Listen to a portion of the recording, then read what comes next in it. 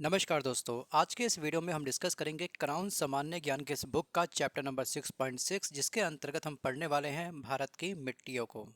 जी हाँ, ये चैप्टर आपको मिलेगा इस बुक के पेज नंबर 194 पर। सो जितने भी हमारे सीरीज एस्पिरेंट इस सीरीज को फॉलो कर रहे हैं वो जल्दी से ओपन करिए पेज नंबर 194 और हमारे साथ कवर करिए इस चैप्टर को। तो चलिए स्टार्ट करते हैं आज का अपना ये वीडियो। भारत की मिट्टियाँ। सबसे पहले हम समझते हैं कि आखिरकार मिट्टी की इम्पोर्टेंस हमारी लाइफ में क्यों है। दोस्तों, मिट्टियाँ भारतीय किसान की अमूल्य संपदा है, या फिर वी कैन से दैट कि अप्रत्यक्ष रूप से हम जो आम जनता है, जो हम आम मानव है, किसानों से जो थोड़ा सा हम हटके बने हुए हैं, हमारे लिए भी ये इंपॉर्टेंट है, भले ही अप्रत्यक्ष रूप से क्यों ना हो।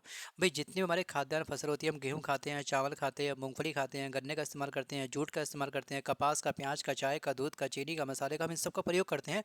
इन सब की खेती किस पे डिपेंड है? इन सब की खेती आपकी डिपेंड है मिट्टी के ऊपर।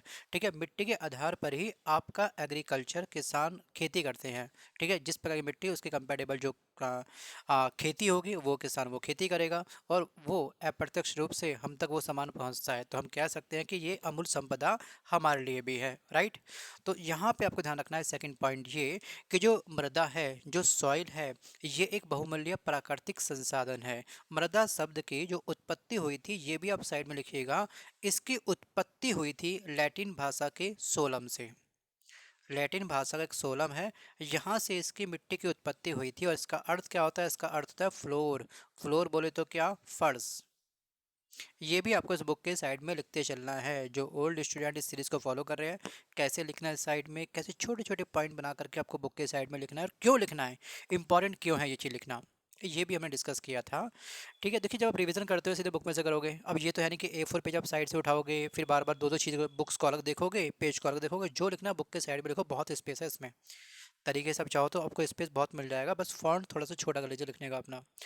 दोस्तों, यहाँ पे अगला पॉइंट अगर हम बात करेंगे कि जो मृदा का अध्ययन होता है उससे हम क्या बोलते हैं।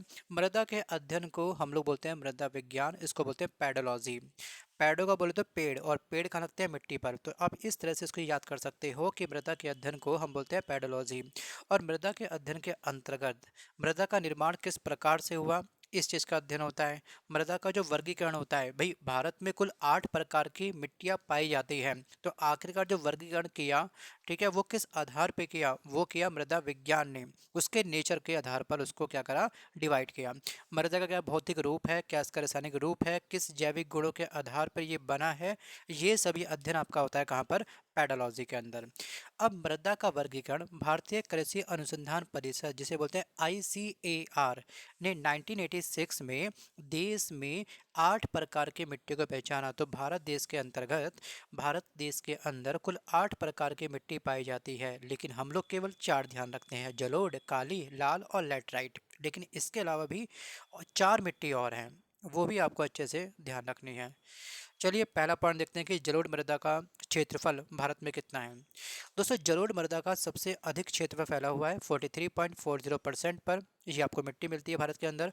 और काली मृदा का जो क्षेत्रफल है वो आपका 15.20%, और रेड सॉइल का 18.60%, एंड लेटराइट मिट्टी का 3.70%।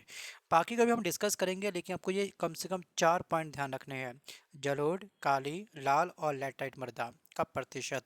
एग्जाम में, SSC सीजन एग्जाम में आपसे पूछा गया था लाल मिट्टी के बारे में कि जो लाल मृदा है ये भारतीय क्षेत्रफल पर कुल कितने प्रतिशत तक फैली हुई है?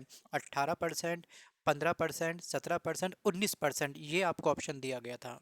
सोचिए, अब जो स्टेट पीसी की तैयारी कर रहे हैं, UPPSC या फिर MPPSC की, वहाँ पे आपको इसका सही क्रम पूछा गया है कि मृदाओं को क्षेत्रफल के आधार पर बढ़ते हुए क्रम में लगाओ। तो जिसको परसेंटेज याद होगा वही तो लगा सकता है सही क्रम में। थिंक अबाउट इट, सोचिए, विचार करिए और इसको अभी तुरंत याद करिए। और वीडियो को पॉज करके आंख बंद करके 3-4 बार इस परसेंट को दोहराइए, और उसके बाद इस वीडियो पे कमेंट करिएगा इन सभी परसेंटेज को। जरूर मृदा इक्वल टू में 43.40 समथिंग लिख कर भेज दीजिएगा। जैसे ही आप इसको टाइप करोगे आपके सबकॉन्शियस माइंड में ये डाटा, ये न्यूमेरिकल फिगर याद हो जाएगी आपको अच्छे से। अब बात करते हैं पहली पॉइंट हमारा, जलोढ़ मिट्टी। क्या नाम है इसका? इसका नाम है जलोढ़ मिट्टी। दोस्तों यहाँ पर जलोढ़ मिट्टी विशाल मैदान पे फैली है। नर्मदा, ताप्ती, महानदी, गोदावरी, कृष्णा, कावेरी घाटियों एवं केरल के तटवर्तीय भागों में ये मिट्टी पाई जाती है और ये मिट्टी काफ़ी क्या होती है, उपजाऊ होती है। ये मिट्टी नदियों द्वारा अपरदित पदार्थों से निर्मित होती है। इस मिट्टी का निर्माण जो होता है वो हमेशा नदियों के द्वारा लाया गया जो मतलब कि जो आपके पदार्थ होते हैं उसके द्वारा इसका होता है निर्माण। नेक्स्ट पॉइंट है कि इसमें पोटाश तथा कैल्शियम की प्रचुरता पाई जाती है और इसमें नाइट्रोजन और ह्यूमस की क्या होती है, कमी होती है। कमी क्या है ये आप मत करिए याद चाहो तो, लेकिन पोटाश और कैल्शियम की इसमें क्या होती है, मात्रा सबसे अधिक होती है। राइट। इस मिट्टी में आपको धान मिलता है, गेहूं मिलता है, तिलहन मिलता है, गन्ना मिलता है और दलहन मिलता है। ये ध्यान रखना है।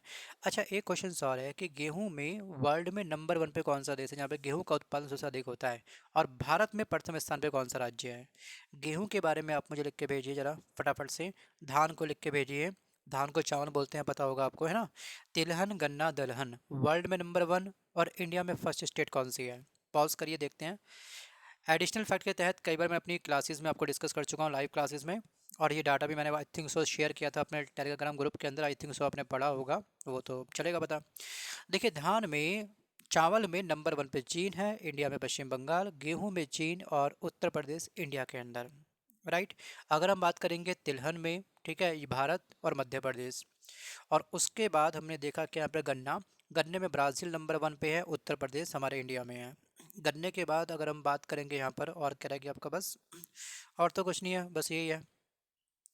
चलो ठीक है, अब बढ़ते हैं अगले पॉइंट पर। काली मिट्टी। काली मिट्टी को बोलते हैं ब्लैक सॉइल, इसको बोलते हैं रेगुर मिट्टी। क्या बोलते हैं, रेगुर मिट्टी। इसका अधिकांश विकास इस मिट्टी का होता है आपका महाराष्ट्र के अंदर। उसके बाद ये मिट्टी आपको मिलती है पश्चिमी मध्य प्रदेश में, फिर आपको मिलती है गुजरात में, थोड़ा भाग राजस्थान में भी है, आंध्र प्रदेश, तमिलनाडु में। दक्कन लावा के अपक्षय से इसका निर्माण हुआ है। तो यहाँ पर काली मिट्टी का जो पूरा का पूरा आपका पास मैप होगा ना, अब जरा मैप को ओपन कर लो। मृदा या फिर सॉइल से संबंधित एक मैप आपको अलग से पेज में दर्शाया गया होगा, उसको ओपन करिए। देखिए, मैप के थ्रू पढ़ोगे चीज़ें आपको अच्छे से याद रहेंगी लंबे समय तक। अगर मैप है ही नहीं तो फ़ोन पे मैप को जूम कर लीजिएगा, ओपन कर लीजिए किसी का पीडीएफ, उसको करिए जूम, टैली करके देखिए कि काली मिट्टी का स्थान कहाँ पर है, कितना परसेंट है, वो आपको हो जाएगा याद तुरंत। चलो, अब यहाँ पे अगर हम बात करेंगे, इसे स्थानीय रूप से रेगुर या काली कपास की मिट्टी भी कहते हैं क्योंकि इसमें कपास की खेती सबसे अधिक होती है। अंतर्राष्ट्रीय रूप से उष्ण कटिबंधीय चरनोजम कहा गया है इसको, उष्ण कटिबंधीय चरनोजम इसको नाम दिया गया है। अब यह मिट्टी कपास के लिए, तूर के लिए, तंबाकू और मोटे अनाज के लिए। अब कपास सबसे अधिक किस देश में होता है, चीन के अंदर, और इंडिया में कपास सबसे अधिक कहाँ पे होता है, गुजरात में। ये भी रिसेंट डाटा 2023 के आधार पे मैं भी रिकॉर्ड कर रहा हूँ। 24 में क्या होगा मुझे नहीं पता। ठीक है। कुछ डाटा आपका फ्लक्चुएट होता है, जो भी आप मैगजीन को फॉलो करते हो हार्ड कॉपी सॉफ्ट कॉपी के रूप में, ये लिस्ट आपको वहाँ पे पक्का मिल जाती है, अगर आप हाफ ईयरली या फिर ईयरली मैगजीन बाय कर रहे हो तो। मंथली मैगजीन में शायद ये डाटा आपको ना मिले। नेक्स्ट पॉइंट आपका है लाल मिट्टी, इसको बोलते हैं रेड सॉइल। ये मिट्टी आपके तमिलनाडु, कर्नाटक, महाराष्ट्र और आंध्र प्रदेश, उड़ीसा, झारखंड व्यापक क्षेत्रों में पाई जाती है। ये ग्रेनाइट एवं निस चट्टानों के विखंडन एवं वियोजन से बनी होती है। ध्यान रखिएगा, जो आपकी लाल मिट्टी होती है ये ग्रेनाइट एवं निस चट्टानों के विखंडन एवं वियोजन से डेवलप होती है। इसका लाल रंग क्यों होता है, क्योंकि इसमें लोहे के ऑक्साइड प्राप्त होते हैं। ये आपको अच्छे से ध्यान रखना है, कोई दिक्कत तो नहीं है, इजी है ना पॉइंट। चलिए, नेक्स्ट पॉइंट आते हैं सीधे हम लोग कहाँ पर, लेटराइट मिट्टी की ओर। इसे बोलते हैं लेटराइट सॉइल। भारत में ये मिट्टी मेघालय, पठार, पश्चिमी तथा पूर्वी घाट के क्षेत्रों में पाई जाती है। इनकी उर्वरता काफ़ी कम होती है, लेकिन यहाँ पर काजू काजू की खेती सबसे अधिक होती है। तो काजू की खेती के लिए या फिर काजू की फसल के लिए सबसे उपयुक्त मिट्टी कौन सी पाई जाती है। एग्जाम में एमटीएस में, एसएससी में पूछा गया था, एसएससी एमटीएस में, तो ये थी आपकी लेटराइट मिट्टी। तो इसलिए ये फैक्ट भी आपको अच्छे से ध्यान रखना है। नेक्स्ट पॉइंट आपका दोस्तों है पर्वतीय मिट्टी। जो पर्वत के क्षेत्र में पाई जाती है ना पर्वतीय मिट्टी, उसे बोलते हैं पर्वतीय मिट्टी। अब यहाँ पर आपको केवल इतना ध्यान रखना है कि इसमें किस प्रकार के जीवाश्म की अधिकता होती है। इसमें आपको पोटास, फास्फोरस एवं चूना की कमी पाई जाती है, और ये मिट्टी चाय, कहवा, मसाले और फलों के उत्पादन के लिए काफ़ी उपयुक्त होती है। राइट। अब यहाँ पे अगर हम बात कर रहे हैं चाय के बारे में, तो चाय में नंबर वन पे कौन सी कंट्री है। चाय में चीन है और इंडिया में आपको मिलेगा असम। मसाले में इंडिया नंबर वन पे पूरे वर्ल्ड में है, मध्य प्रदेश हमारी स्टेट का नंबर वन। ये आपको ध्यान रखना है। पॉइंट को तो साइड में लिख लीजिएगा साइड से अच्छे से। अगर हम बात करेंगे यहाँ दोस्तों, मरुस्थलीय मिट्टी, डेजर्ट सॉइल, जो डेजर्ट वाले स्थानों में मिलती है, जो मरुस्थल स्थानों में मिलती है, उसको बोलते हैं क्या, डेजर्ट सॉइल। अब नेक्स्ट पॉइंट है कि पिट एवं दलदली मृदा, ये मिट्टी कहाँ मिलती है, तो ये आपको मिलती है केरला के अंदर। कहाँ मिलती है, केरला के अंदर। अब यहाँ पे आपको कुछ पॉइंट और लिखने हैं बुक के साइड में। मैं चाहता तो हैंड टू हैंड लिखवा सकता था, लेकिन वीडियो की लेंथ अब थोड़ी नॉर्मल बनी है, कोई दिक्कत नहीं, लिखवा सकते हैं डाटा आपको। थोड़ा कष्ट करिए आप भी भाई।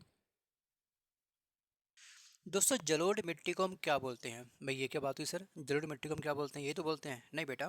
जलोढ़ मिट्टी का एक अन्य नाम भी है, इसको बोलते हैं दोमट मिट्टी। ये लिखिए बुक के साइड में, दोमट मिट्टी। और जलोढ़ मिट्टी को दो भागों में डिवाइड किया गया है। ठीक है, कौन सी, एक होती है बांगर, एक होती है खादर। और ध्यान रखिएगा, पुरानी मिट्टी होती है आपकी क्या, पुरानी या कच्छारी मृदा जो अपरदन से प्रभावित होती है, उसे हम बोलते हैं बांगर। भंगार, भंगार मतलब पुराना सामान, है ना। और एक आपका क्या है यहाँ पर, बांगर, और एक है आपका खादर। और ये क्या होती है, ये होती है आपकी न्यू मिट्टी। जो नई मिट्टी होती है ये काफ़ी उपजाऊ होती है, और मैक्सिमम हमारे एरिया में यही मिट्टी पाई जाती है। ये आपको ध्यान रखना है। और इसके अलावा आपकी एक योजना आई थी, मृदा स्वास्थ्य कार्ड योजना। किसानों के लिए काफ़ी उपयुक्त थी, सरकार के द्वारा चलाई गई ये फ्री योजना थी, जिसमें सरकारी व्यक्ति आएगा, किसान की खेती, किसान की जो ज़मीन होगी उसका मूल्यांकन करेगा कि आखिरकार इसमें किस प्रकार की खेती हो सकती है। एक प्रॉपर कार्ड देगा कि आप इस प्रकार की खेती अपनी धरती के ऊपर कर सकते हो, ज़मीन के ऊपर कर सकते हो, कि मिट्टी जो कंपैटिबल है वो XYZ मतलब किसी भी खेती के लिए उपयुक्त है। ठीक है, किसी भी फसल के लिए काफ़ी उपयुक्त है। तो आखिरकार मृदा स्वास्थ्य कार्ड योजना कब स्टार्ट हुई थी, बेसिक क्वेश्चन ये है, पूछा गया कई बार। तो 19 फरवरी 2015 को आपकी ये मृदा स्वास्थ्य कार्ड योजना स्टार्ट करी गई थी। ये आपको ध्यान रखना है। और विश्व मृदा दिवस आखिरकार कब मनाया जाता है, जो इस बुक में नहीं दिया गया है लेकिन आपको पता होना चाहिए। देखिए आप 10 बुक को फॉलो नहीं कर सकते हो, 10-10 बुक के पीछे भागोगे तो एक बुक भी तरीके से पूरी नहीं हो पाएगी। जो फैक्ट मुझे याद है, जो फैक्ट काफ़ी मोस्ट टाइम पे है, वो मैं आपको हैंड टू हैंड लिखवा रहा हूँ। ध्यान रखिएगा कि विश्व मृदा दिवस, वर्ल्ड सॉइल डे, मनाया जाता है आपका 5 दिसंबर को। वर्ल्ड सॉइल डे के बारे में हम बात कर रहे हैं, 5 दिसंबर को हम लोग इसको करते हैं सेलिब्रेट। राइट, ये आपको ध्यान रखना है। अच्छा, यहाँ पे अगर हम बात करें थोड़ी सी किसान के बारे में, तो किसान का मित्र किसे बोलते हैं, तो किसान का मित्र हम बोलते हैं किसको, कैंचुए को। क्या बोलते हैं, कैंचुए को। ये फैक्ट आपको ध्यान रखना है अच्छे से। बाकी दोस्तों कुछ फैक्ट आपको हम अपनी लाइव क्लास में डिस्कस करेंगे रैपिड फायर के तहत, क्योंकि अगर हम सभी फैक्ट यहाँ पे कवर कर देंगे तो कहीं ना कहीं इस वीडियो की लेंथ बहुत अधिक बढ़ सकती है। वीडियो की लेंथ को ध्यान में रखते हुए हम वीडियो को रिकॉर्ड करते हैं, क्योंकि लंबे लंबे वीडियो आप बहुत कम वॉच करते हो, मुझे इतना ही पता है। ठीक है, चलिए ठीक है।